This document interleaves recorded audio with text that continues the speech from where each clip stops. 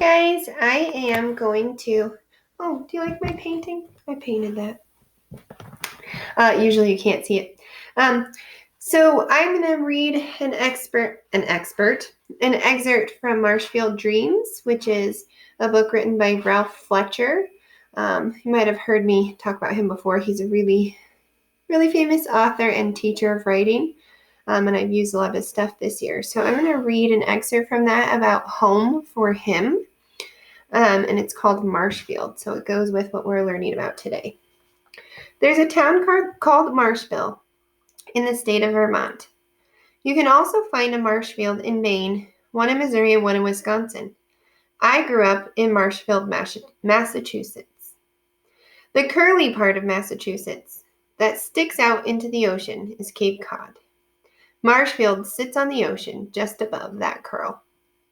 I lived on an acorn street in a regular house bordered by forest on two sides.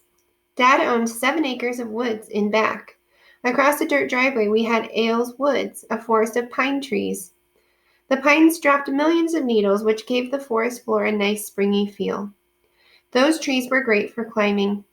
If I crawled out too far on a limb and fell, the soft needles cushioned my fall, so I never got hurt. The woods held magical things. We found snake skins, real Indian arrowheads, box turtles, beehives, snake spit on tall grass. We dug up the buried trash from the people who lived there many years before. We saw gravestones so old we can no longer read the names carved in them.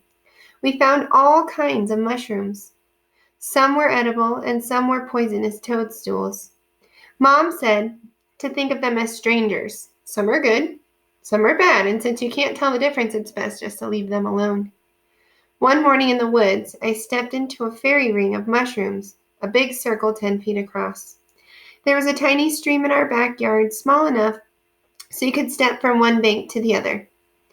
This stream flowed under the dirt driveway and formed a swamp at the edge of Ailes Woods. I loved the dank smell of that swamp and all the things that lived there, mossy logs and goggle-eyed frogs, bloodsuckers and eels, and foul-smelling skunk cabbage.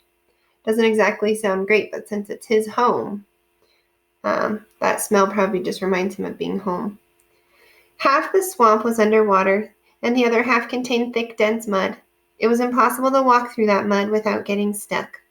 More than once I tried and left behind one of my sneakers. A lost soul sunk forever at the bottom of the swamp. It's his stamp.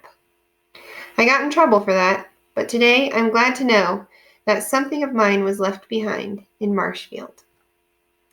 That is Ralph Fletcher's description of his home. So notice some of that language and little bits of memories that are tucked in there. Add that into yours. And of course the sensory language, which is our focus for today anyway. Hope that helps.